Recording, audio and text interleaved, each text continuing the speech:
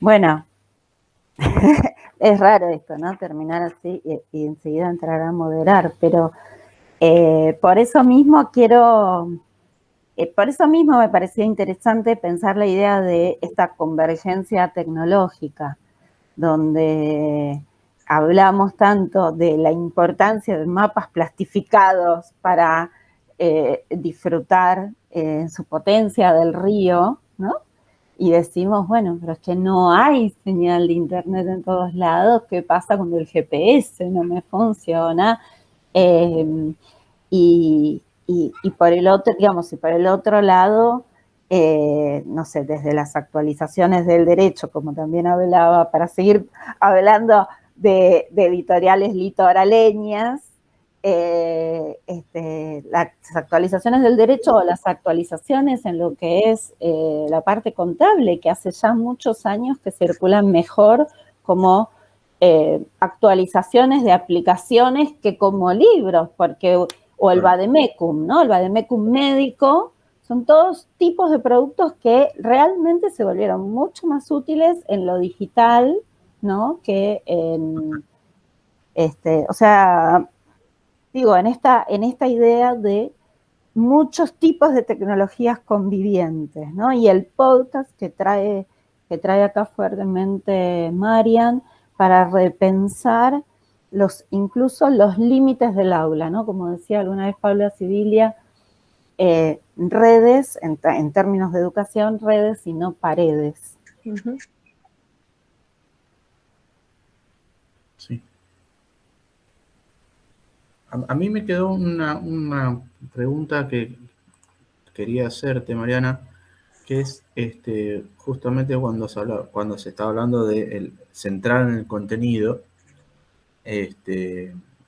Yo pensaba en qué pasa con el tiempo y la naturaleza, digamos, de la larga lectura narrativa, el formato de pensamiento que produce la novela, a decirlo a lo bestia rápidamente, que casi es como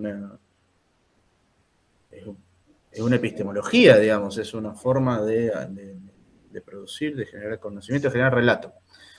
Entonces, una pregunta que es bastante obvia, pero me gustaría que conversemos sobre eso, si el soporte no transforma las posibilidades de ese contenido. O sea, ¿cómo hacer para sostener esos tiempos de lectura? A mí siempre tengo esa pregunta. ¿Cómo hago para sostener ese modo de lectura, ese tiempo de lectura, ese tipo de reflexión por afuera del papel? Y no termino, conozco muchas personas, digamos, la casuística individual la tengo, digamos, que lo logran.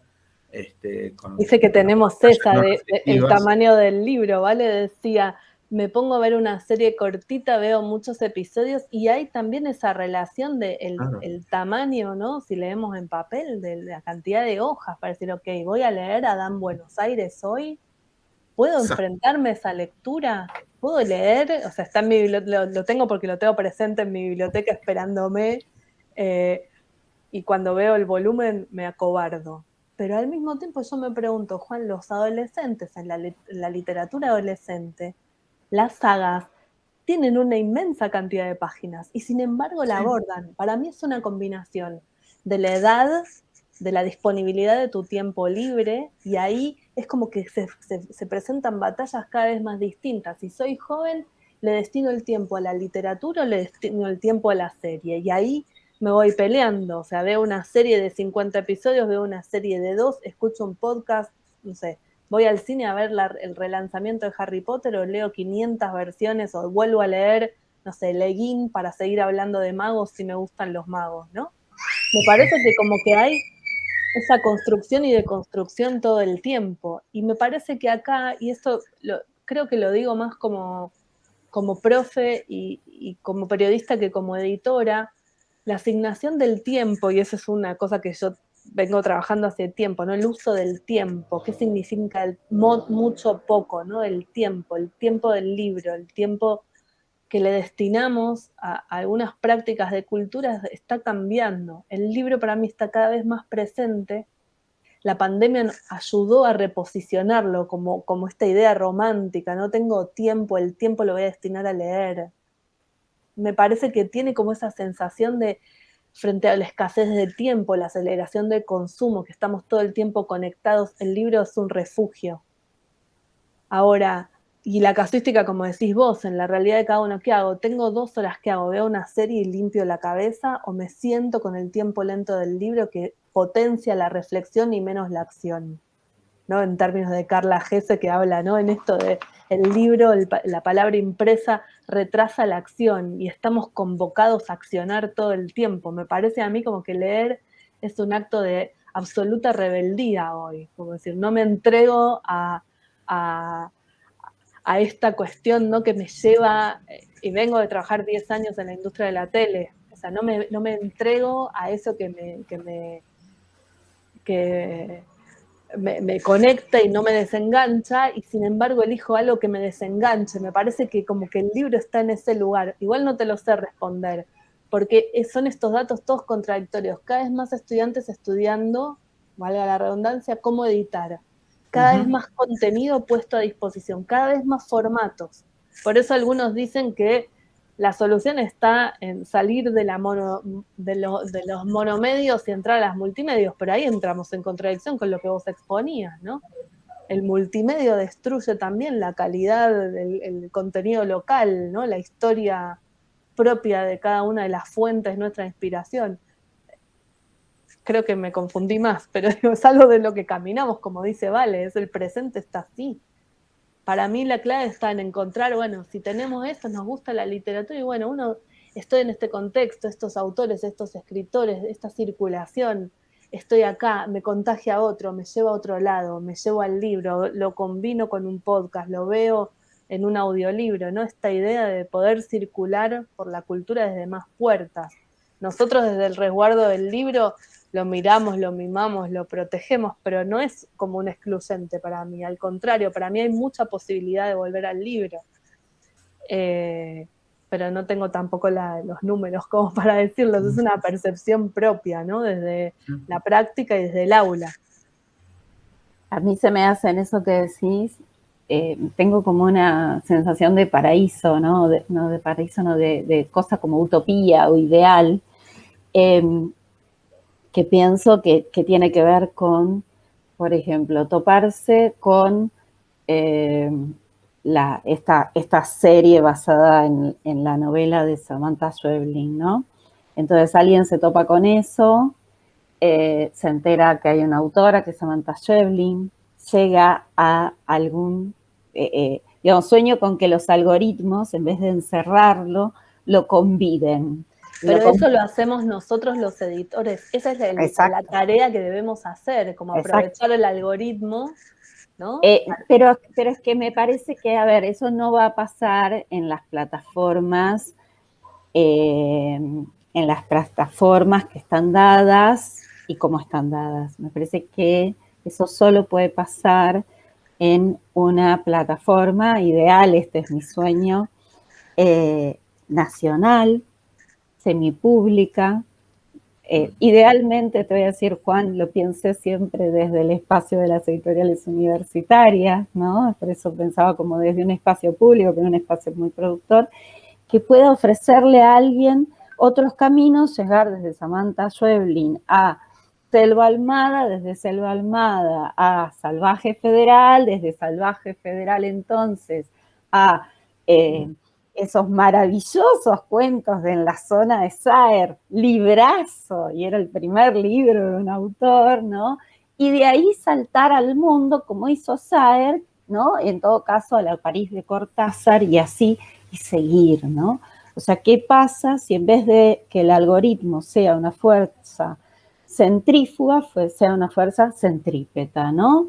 Que no tienda al colapso, sino como actualmente, porque eso es lo que hacen los algoritmos dentro de plataformas comerciales, ver cuál fue tu recorrido anterior para ofrecerte más de lo mismo, sino empezar a ofrecerte espacios divergentes que te abran permanentemente. Pero eso es gestión de la cultura.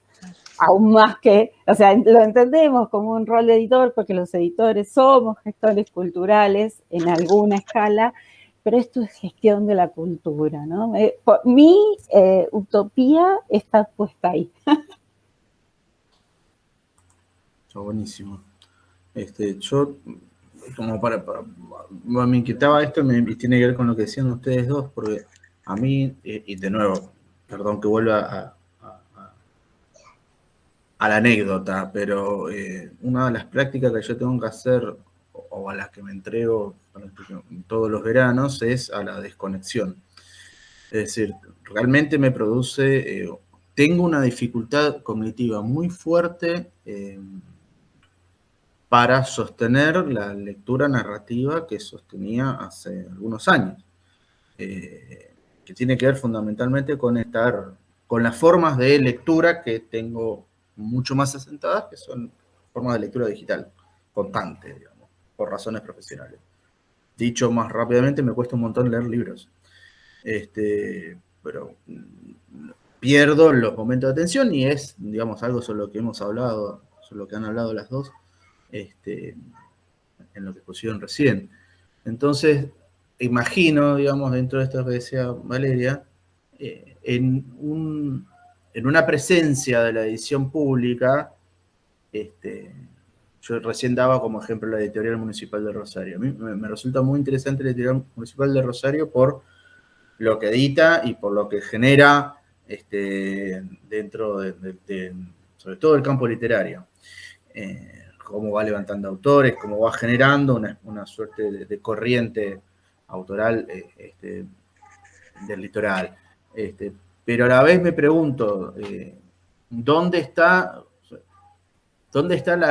la Robin Hood, o dónde están los libros, esos libros espantosos, digamos, pero que todos tenemos, que editaba Página 12 de venta en los kioscos? Es decir, ¿dónde está el acceso popular al libro?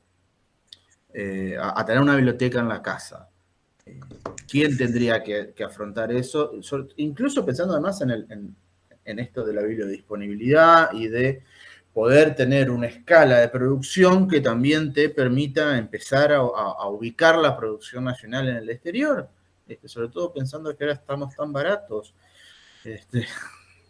tristemente, hacia el mundo. Entonces, no sé, nada, estoy hilando cosas sobre lo que escuché, pero me sirve mucho pensar en este concepto de bibliodisponibilidad, me sirve mucho pensar en el diálogo que tiene que haber entre los soportes y las tecnologías, porque no hay manera, digamos, sino de generar contenidos, porque los públicos ya no son solo públicos lectores, son todas las formas de nombrar los públicos a la vez. Los públicos son audiencias, son jugadores de videojuegos, son todos juntos. Entonces, si nos enfrascamos solamente en una cosa, nada, nunca vamos a poder llegar.